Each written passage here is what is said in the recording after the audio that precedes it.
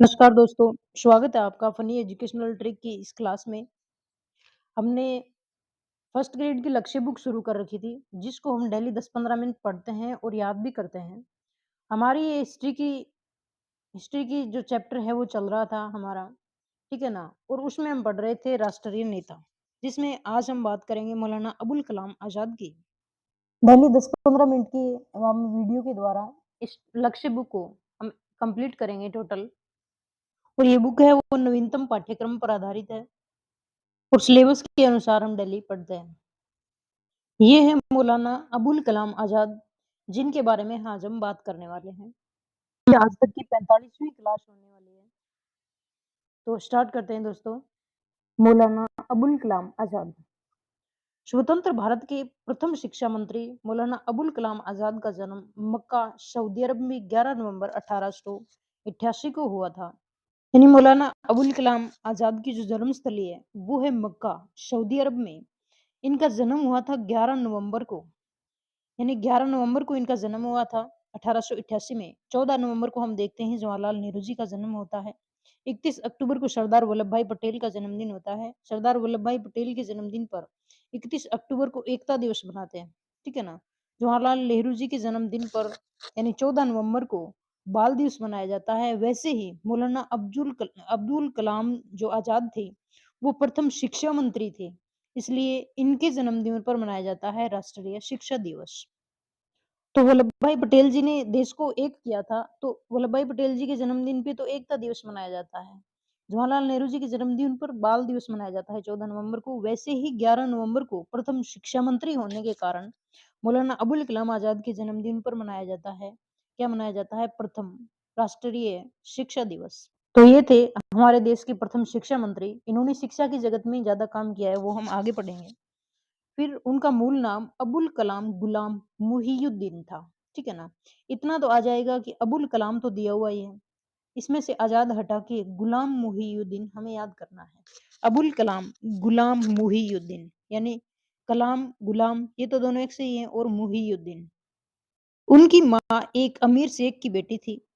उनके पिता मौलाना खैरुद्दीन अफगान मूल के एक बंगाली मुस्लिम थे। मौलाना आजाद का परिवार 1890 ईस्वी में मक्का से आकर कलकत्ता पश्चिम बंगाल में बस गया था। यानी मौलाना आजाद जी का जन्म हुआ था 1888 में, और 2 साल बाद में ही ये भारत में आके रहने लग गए थे। यानी जब 2 साल की उम्र थी तभी ये भारतवासी हो गए थे। 1888 में जन्म के बाद 1890 में भारतवासी हो गए थे। और वो निवास था उनका कलकत्ता पश्चिम बंगाल में। जब आजाद मात्र 11 वर्ष के थे, उनकी माताजी का देहांत हो गया था। उनकी आरंभिक शिक्षा इस्लामी तौर तरीके से घर पर ही हुई। इस्लामी शिक्षा के अलावा उन्होंने दर्शन शास्त्र, इतिहास, गणित और ज्यामिति का भी अध्ययन किया। आजाद ने अंग्रेजी, उर्दू, फारसी, अरबी, हिंदी भाषाओं में पारंगता हासिल की। मौलाना आजाद का विवाह 13 वर्ष की उम्र में जुल्लेखा बेगम से हुआ ना। इनकी पत्नी का नाम है जुल्लेखा बेगम। उन्होंने जमालुद्दीन अफगानी के इस्लामी सिद्धांतों और सैयद अहमद खान के विचारों में रुचि विकसित की। इस्लामिक भावना से प्रेरित होकर उन्होंने अफगानिस्तान, इराक, मिस्र, सीरिया और तुर्की का दौरा किया था। मिस्र में उन्होंने शेख मुहम्मद अब्दू सईद पाशा और अरब दुनिया के अन्य क्रांतिकारी कार्यकर्ताओं से मुलाकात की थी। मौलाना आजाद की प्रारंभिक गतिविधियों के बारे में हम बात करें तो मौलाना आजाद की किशोरावस्था के प्रारंभ से ही राष्ट्रवाद में रुचि हो गई। ब्रिटिश सरकार की नस्लीय नीतियों और आम भारतीयों की जरूरतों की घोर उपेक्षा के लिए सरकार के घोर आलोचक थे। मौलाना आजाद ने प्रमुख उग्रवादी क्रांतिकारियों अरविंद घोष और श्याम सुंदर चक्रवर्ती से मुलाकात की। वे उनके विचारों से बहुत प्रभावित हुए। उस समय अरविंदो घोष और श्याम सुंदर चक्रवर्ती भी ब्रिटिश शासन के विरुद्ध जो राष्ट्रवादी भावना से लोटपोट थे, वो भी ब्रिटिश शासन को उखाड़ने में लगे हुए थे। और इन दोनों की जो हमें भावनाएं दिखती हैं, वो एक वंदे वंदे मातरम नाम करके जो समाचार पत्र आता था, इसमें इन्होंने प्रकाशन किया और उसमें अपनी राष्ट्रवादी भावनाएं है वो व्यक्त भी की थी। तो ये दोनों वंदे मातरम समाचार पत्र के माध्यम से जनता को जागृत करने का काम कर रहे थे, और इसी आंदोलन में शुरू हो गए थे हमारे मौलाना आजाद। उन्होंने बंगाल के विभाजन का भी विरोध किया, जो उस समय की लोकप्रिय मुस्लिम भावना के खिलाफ था। तो मुस्लिम लीग की अलगाववादी विचारधारा, पृथक मुस्लिम राष्ट्र के निर्माण की मांग के घोर विरोधी थे। उन्होंने अपने निजी हितों को देश के आगे रखने के लिए मुस्लिम लीग के नेताओं की निंदा की। उन्होंने मार्ली मिंटो सुधारों के तहत मुसलमानों के लिए अलग निर्वाचन मंडल बनाने पर आपत्ति जनाई। अपने साप्ताहिक पत्र अल हिलाल में इनके खिलाफ व्यापक रूप से लिखा। यानी इनका मोस्ट इम्पोर्टेंट जो साप्ताहिक पत्र आता है वो था अल हिलाल। एक और समाचार पत्र था अल हिलाल और अल बालाग। मौलाना आजाद ने 1912 में अल हिलाल नामक साप्ताहिक पत्र की शुरुआत की, जिसने मार्लो मिंटो सुधारों के पश्चात दो समुदायों के बीच हुए रक्तपात के बाद हिंदू मुस्लिम एकता को स्थापित करने में महत्वपूर्ण भूमिका निभाई। यानी जो अल हिलाल समाचार पत्र था, उसमें मार्लो मिंटो ने जो हिंदू मुस्लिम एकता को खंडित किया था, उसको जागरूक करने की बातें बताई गई। इसके अलावा अल हिलाल ब्रिटिश सरकार की नीतियों पर हमला करने और आम भारतीयों के सामने आने वाली समस्याओं को उजागर करने का भी एक प्रमुख माध्यम बन गया। ब्रिटिश सरकार ने अल हिलाल को अलगाववादी विचारकों का प्रचारक माना। 1914 में इसे प्रतिबंध कर दिया, यानी 2 साल बाद में इसे प्रतिबंध कर दिया। 1912 में ये छपना शुरू हुआ था और 1914 में इसको बंद कर दिया था। मौलाना आजाद ने 1916 में अपने विचारों के प्रसार के लिए अल बालाग नामक एक और साप्ताहिक पत्र शुरू किया। यानी 2 साप्ताहिक पत्र शुरू किए, एक तो था अल हिलाल, ठीक है ना?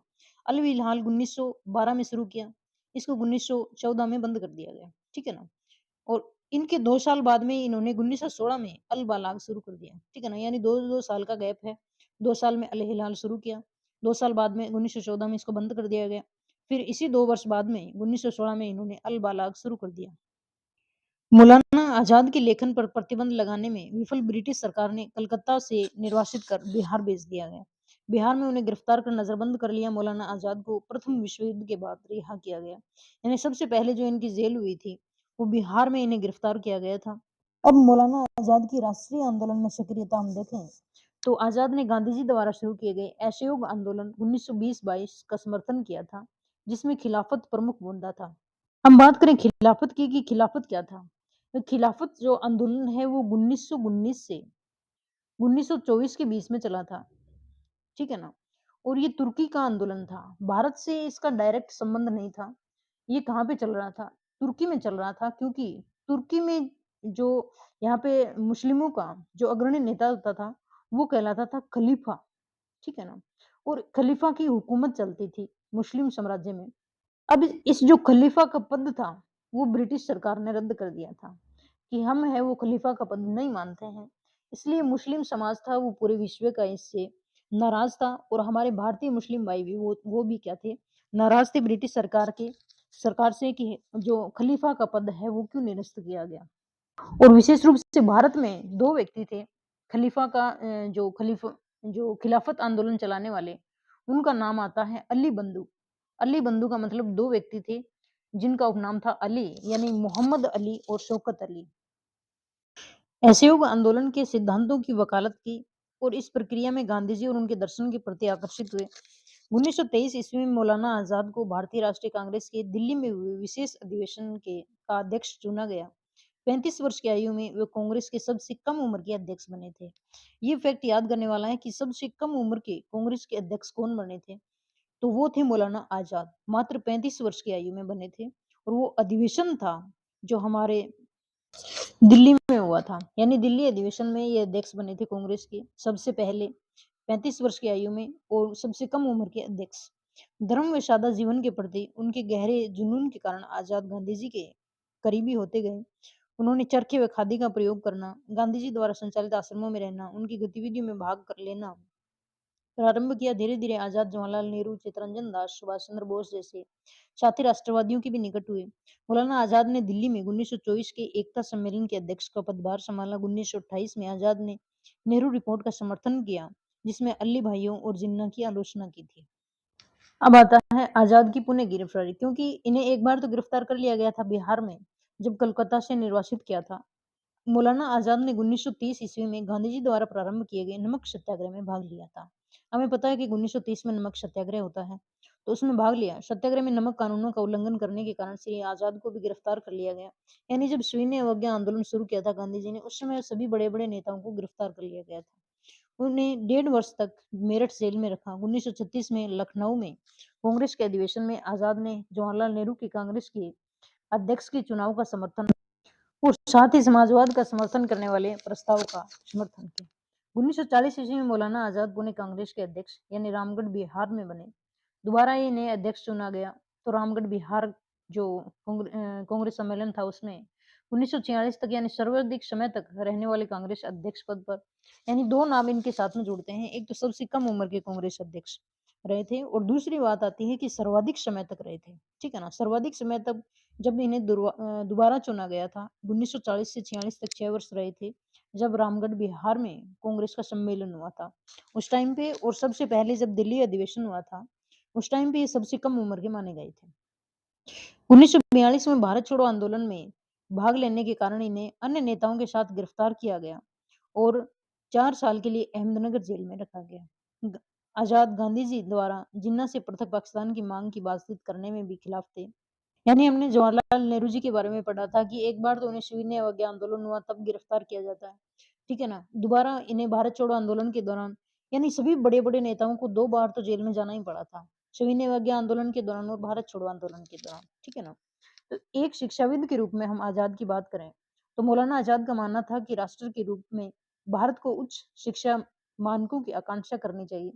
वे जामिया मिलिया इस्लामिया विश्वविद्यालय के संस्थापक सदस्यों में से एक थे, जो मूल रूप से 1920 में संयुक्त प्रांत के अलीगढ़ शहर में स्थापित किया गया था। यानी जो जामिया मिलिया इस्लामिया विश्वविद्यालय है, वो अलीगढ़ शहर में है और इसे बाद में दिल्ली में स्थानांतरित किया था। ये केंद्रीय विश्वविद्यालय है। इनका हम शाब्दिक अर्थ देखें तो जामिया का मतलब होता है विश्वविद्यालय और मिलिया का अर्थ होता है राष्ट्रीय, यानी राष्ट्रीय विश्वविद्यालय। ठीक है ना? तो जामिया मिलिया विश्वविद्यालय की स्थापना संस्थापकों में सदस्यों में से ये एक थे। 1947 में आजाद स्वतंत्र भारत के पहले शिक्षा मंत्री बने और 1958 ईस्वी में ये पद पर रहे थे। यानी पहले शिक्षा मंत्री ये थे। पहले गृह मंत्री हमने वल्लभ भाई पटेल जी को पढ़ा था। तो भारत के प्रथम शिक्षा मंत्री बनने पर उन्होंने निःशुल्क शिक्षा और भारतीय शिक्षा पद्धति उच्च शिक्षा संस्थानों की स्थापना में उत्कृष्ट कार्य किया। अब शिक्षा में किए हुए कार्य देखें हम तो भारत प्रौद्योगिकी संस्थान यानी आईआईटी और विश्वविद्यालय अनुदान आयोग की स्थापना इन्होंने की थी। यानी जो अब आईआईटी का हम जिक्र करते हैं, भारत प्रौद्योगिकी संस्थान, इनकी स्थापना है वो मौलाना आजाद द्वारा की गई थी। उन्होंने भारतीय सांस्कृतिक संबंध परिषद, संगीत नाटक अकादमी, साहित्य अकादमी और ललित कला अकादमी आदि संस्थानों की स्थापना की थी। ठीक है ना? यानी जो भी शिक्षा के क्षेत्र में जो परिषदें आती हैं, जैसे सांस्कृतिक परिषद आती है, संगीत नाटक अकादमी आती है, साहित्य अकादमी आती है, ललित कला अकादमी आती है। इनके हम डेट भी याद कर सकते हैं, जैसे सांस्कृतिक संबंध 1950 में और संगीत नाटक अकादमी 1953 में, साहित्य अकादमी 54 में और ललित कला अकादमी भी 54 में स्थापित की गई। केंद्रीय सलाहकार शिक्षा बोर्ड के अध्यक्ष होने के नाते श्री आजाद ने सरकार में केंद्र व राज्यों दोनों के अतिरिक्त विश्वविद्यालयों में सार्वभौमिक प्रारंभिक शिक्षा यानी 14 वर्ष तक की आयु के सभी बच्चों के लिए निःशुल्क और अनिवार्य शिक्षा, कन्याओं की शिक्षा और व्यावसायिक प्रशिक्षण शिक्षा, तकनीकी शिक्षा में जैसे सुधारों की वकालत की थी। 1956 में उन्होंने अनुदानों के वितरण भारतीय विश्वविद्यालयों में मानकों के अनुसरण के लिए संसद के एक अधिनियम के द्वारा विश्वविद्यालय अनुदान आयोग यानी यूजीसी की स्थापना भी इन्होंने की थी। ठीक है ना? यूजीसी की स्थापना भी इनके द्वारा की गई। सांस्कृतिक लोक परिषद की स्थापना भी, साहित्य अकादमी की स्थापना भी और संगीत नाटक अकादमी और ललित कला अकादमी और सांस्कृतिक संबंध परिषद की स्थापना भी इनके द्वारा की गई थी। आईआईटी की स्थापना भी इनके द्वारा की गई थी। यूजीसी की स्थापना भी मौलाना आजाद ने करी थी। मतलब शिक्षा के क्षेत्र में तो इनका अद्भुत योगदान मिलता है। 1956 ईस्वी में उन्होंने दिल्ली में आयोजित यूनेस्को के आम सम्मेलन के अध्यक्ष के रूप में कार्य किया। अब हम इनकी रचनाओं के बारे में बात करें, तो इंडिया वाइन्स फ्रीडम, ठीक है ना? ये सबसे मोस्ट इम्पोर्टेंट इनकी आती है बुक इंडिया वाइन्स फ्रीडम। ये आज़ाद की प्रमुख पुस्तक है, जो एग्ज़ाम में भी पूछी जाती है, इंडिया वाइन्स फ्रीडम। फिर गुबार-ए-खातिर, हिज्र-ओ-वस्ल, कबकात, खतबात-उल आज़ाद, हमारी आज़ादी, दर-ए-वफ़ा, तज़किरा उनकी अन्य रचनाएँ हैं। उन्होंने कुरान पर तर्जुमान उल कुरान नामक ग्रंथ लिखा। इनके साथ ही अंजुमन तारीख़-ए-हिंद को भी नया रूप दिया। उन्होंने अंग्रेज़ी में द कॉमरेड नामक साप्ताहिक पत्र भी निकाला था। यानी इनमें द कॉमरेड और इंडिया वाइन्स फ्रीडम इम्पोर्टेंट है। मौलाना आजाद की विरासत। मौलाना अब्दुल कलाम आजाद सभी धार्मिक समुदायों के सहअस्तित्व में दृढ़ विश्वास रखते। भारत में शिक्षा के क्षेत्र में उनका योगदान अतुलनीय है। इनके लिए 11 नवंबर को राष्ट्रीय शिक्षा दिवस के रूप में मनाया जाता है, क्योंकि प्रथम शिक्षा मंत्री रहे थे।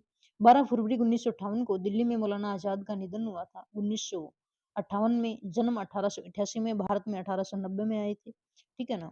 1912 में अल हिलाल लिखा था, 1914 में अल हिलाल बंद हो गया था, 1916 में इन्होंने अल बलाग लिखा था और 1958 में इनका निधन हो गया था, 22 फरवरी 1958।